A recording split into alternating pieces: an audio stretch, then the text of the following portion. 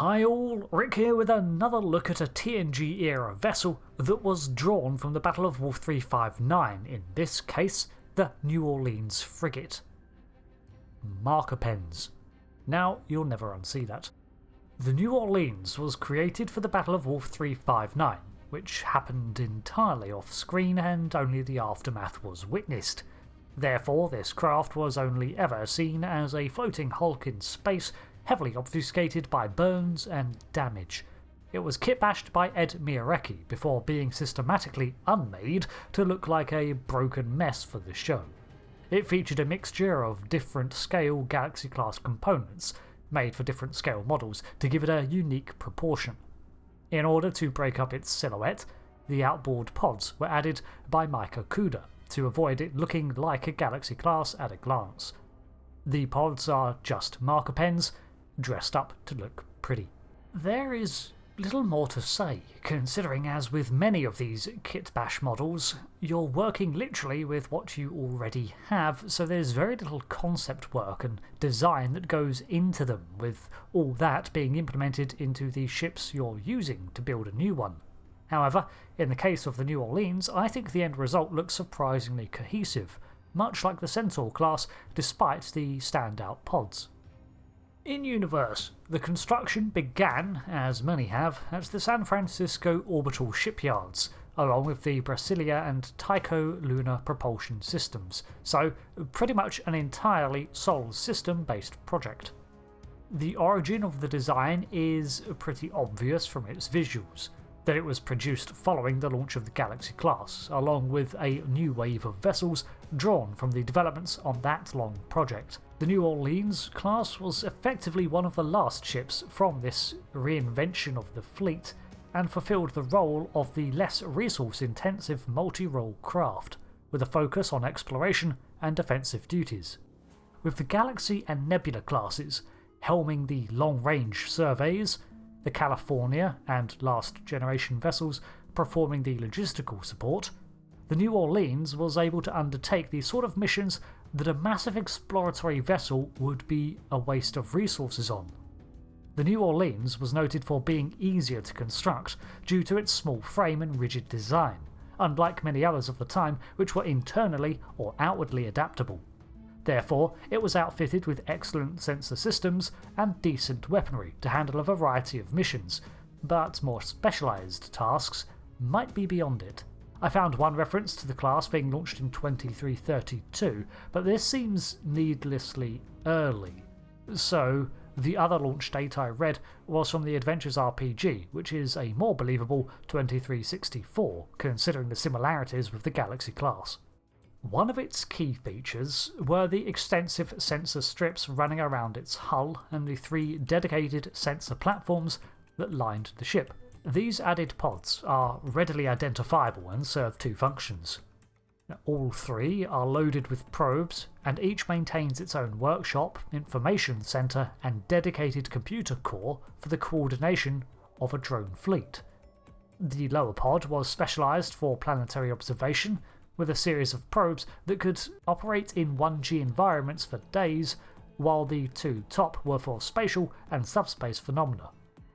The drones themselves were capable of taking samples, and as such, the location of the pods meant that should some form of contamination occur, they could easily be isolated or even jettisoned. In terms of length, the ship was 340 metres long, about 245 wide, and about 18 decks. It had a crew of 550, while it could carry up to 1,600 passengers, but had an emergency limit of 4,200, which is a lot for its size. In terms of warp capability, the vessel was standard with a cruising factor of warp 6 and a top speed of warp 9.3 for 12 hours. Being a smaller vessel, it was already more manoeuvrable, although not on par with escorts like the Defiant, with its 3 drives. It sort of sat between the large cruisers and smaller combat ships of the fleet. It was armed with 10 Type 9 phaser arrays, however many of these are really not optimally placed, with the pods obscuring their full field of fire. Additionally, it had 4 photon torpedo tubes, 2 fore and 2 aft, and these were like the Galaxy class launchers in that they could fire a cluster of 8. It also had several dedicated probe deployment launchers. In Dominion War era ships, these could be refitted as additional torpedo launchers, but this was only a wartime adaptation and likely reverted.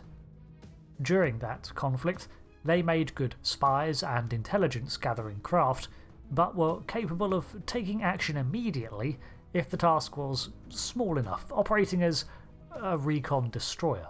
In addition to all its probe launching facilities, it also had a large shuttle bay built into the same style as the Galaxy class on the rear of the saucer.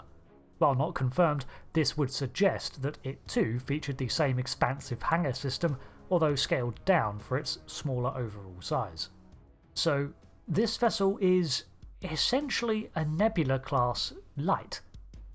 The Galaxy and Nebula were both expansive cruisers filled with all sorts of specialty equipment. It borders on ridiculous. Each with dedicated labs for almost every phenomena you could imagine, while also having a great deal of adaptation to them via overhauls. The New Orleans was a scaled back version where facilities to tackle the more common encounters or issues were included, but it did not have the expansive toolkit of its larger contemporaries, which is as it should be. The larger craft took longer to make and required all sorts of resources for all their gear, while the New Orleans just grabbed what was most likely to be needed before heading out. Planetary surveys, sample collection, mapping subspace turbulence. These are all the bread and butter of Starfleet science teams, and that is what this ship could easily tackle. Encountering a temporal vortex to the mycelial plane that is swallowing a planet? Well, yeah, okay, maybe for that you just log it and call on your bigger cousins, but unless you're called Enterprise, what are the odds of encountering that? Don't answer. The New Orleans, at its core, is a middle-of-the-road ship. It was not incredibly fast, nor did it save resources by being slower than average. Its firepower was pretty powerful, but not needlessly so, and it was nimbler than a lot of ships, but not a match for smaller combat-oriented escorts. Its one defining feature is its probe fleet, that worked really well for gathering information, so I guess in that regard it had a specialty. That being, it did the basics really well. So honestly, unless they're tackling something extreme, they're a very reliable and good ship to have. I've been Rick, thanks for watching this breakdown on the New Orleans frigate Starship.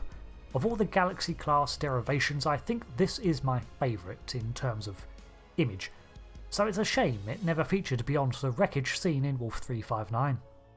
Thanks again, and goodbye.